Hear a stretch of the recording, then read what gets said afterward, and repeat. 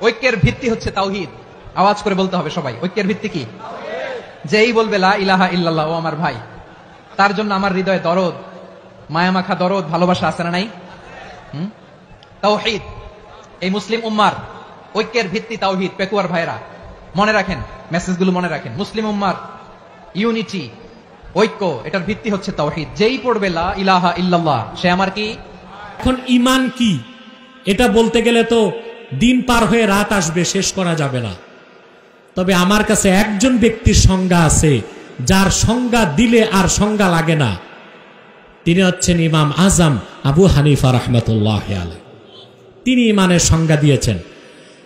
ইমামে আজম হযরত আবু হানিফা রাহমাতুল্লাহ, তিনি ইমানের সংজ্ঞায় বলেছেন, আল ঈমান হুয়া মুজাররাদু তাসদীকি রাসূলিল্লাহি সাল্লাল্লাহু আলাইহি ওয়াসাল্লাম বিকুল্লি মা জাআ বিহি রাসূলুল্লাহি সাল্লাল্লাহু আলাইহি ওয়াসাল্লাম উলিমা জারুরাতান। আল্লাহ রাসূল মুহাম্মদ সাল্লাল্লাহু আলাইহি সাল্লামকে, মুহাম্মদ সাল্লাল্লাহু আলাইহি সাল্লামের রিসালাতকে বিশ্বাস করার নাম হলো ঈমান। অর্থাৎ আল্লাহর নবী মুহাম্মদ সাল্লাল্লাহু আলাইহি ওয়াসাল্লাম আল্লাহর পক্ষ থেকে ১৫০০ বছর আগে যা কিছু এনেছেন, যা কিছু বলেছেন, যা কিছু করেছেন, তার সবটুকুন বিনা প্রশ্নে চোখ বন্ধ করে বিশ্বাস করার নাম হলো ঈমান। সুবহানাল্লাহ। দ্বিতীয় হচ্ছে ইসলাম। দ্বিতীয় কি? এখন ইসলাম কি? ইসলাম হচ্ছে ওয়া আসলুহু মিনাস সিলমে হুয়াল ইনকিয়াদুজ যাহির মা শারতে ইনকিয়াদিল বাতিন। সিলমুন থেকে ইসলাম। সিলমুন শব্দের অর্থ বাহ্যিক আনুগত্য।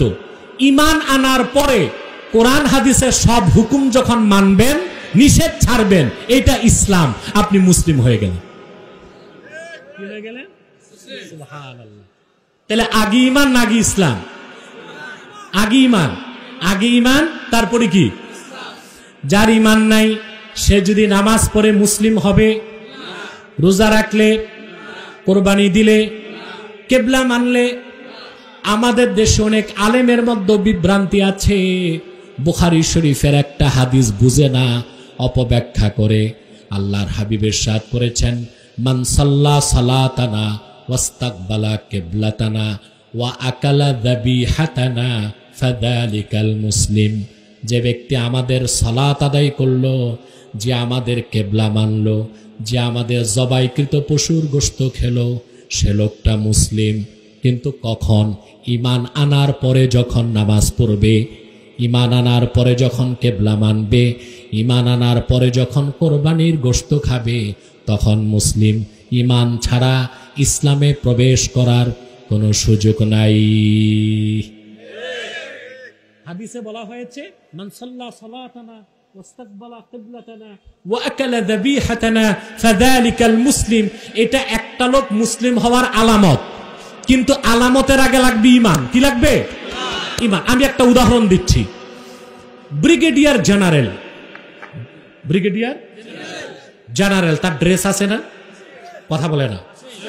যত বড় অফিসার তত বেশি স্টার, ঠিক কিনা? এখন ব্রিগেডিয়ার জেনারেল যে, তার চাকরি আগে না ড্রেস আগে? আগে চাকরি। আগে কি? চাকরি। তারপরে তার ক্যাডেটে পড়াশোনার পর, চাকরি পাওয়ার পর ধীরে ধীরে কমিশন পাবে, আর তার স্টার বাড়তে থাকবে। তারপর সে হবে ব্রিগেডিয়ার জেনারেল, ঠিক কিনা বলেন? এখন মনে করুন কোন এক ব্যক্তি সেনাবাহিনীতে চাকরি নাই, সেনাবাহিনী দূরে থাক, পুলিশ তো দূরে থাক, আনসারও চাকরি করে না, কিন্তু ব্রিগেডিয়ার জেনারেলের স্টারওয়ালা ড্রেস লাগায়া নরসুন্দি এসে হম্বিতম্বি করতেছে। পুলিশে ধরে যদি গাদিতে 2 খান লাগায়, পুলিশের দোষ হবে? বরং পুলিশ যদি জানে যে তার চাকরি নেই, ড্রেস লাগাইছে, তাকে কিন্তু জেল হবে, 14 বছর শ্বশুর বাড়িতে থাকতে হবে। কারণ তার চাকরি নাই, ড্রেস। এটা প্রতারণা। এটা কি? যার ঈমান নাই সে যদি নামাজ পড়ে, সে যদি কেবলা মানে, সে যদি জবাইকৃত আমাদের পশুর গোশত খায়, তার নাম মুসলিম নয়, সে হলো মুনাফিক। কারণ তার ঈমান নাই। আলামত আছে, যেমন সে লোকটার চাকরি নাই, ড্রেস আছে, ঠিক কিনা বলেন? আবার একটা লোক ঠিকই ব্রিগেডিয়ার জেনারেল, কিন্তু ড্রেস বাদ দিয়া রাতের বেলা বের হয়েছে, চা খেতে গেছে নরসিংদী, সেন্টু গেঞ্জি আর ট্রাউজার লাগায় গেছে। ওখানে যে খুব বলতেছে আর ব্রিগেডিয়ার জেনারেল এই সেই, লোকজন ধরে যদি 2-4টা উত্তম মাধ্যম দেয় জনগণের কোনো দোষ হবে না। তারা বলবে স্যার যে ব্রিগেডিয়ার জেনারেল বুঝবো কেমন করে, তার তো ড্রেস নাই। তাইলে চাকরিও লাগবে, ড্রেসও লাগবে, কিন্তু আগে ড্রেস না আগে চাকরি? আগে ইমান। ইমান এনে আপনি মুমিন হবেন, তারপরে ইসলামের বিধান মেনে আপনি মুসলিম হবেন। এতটুকু বুঝতে পেরেছেন? সম্মানিত সুধী, 3 নাম্বার হচ্ছে ইহসান। 3 নাম্বার কি? ইহসান। সুবহানাল্লাহ।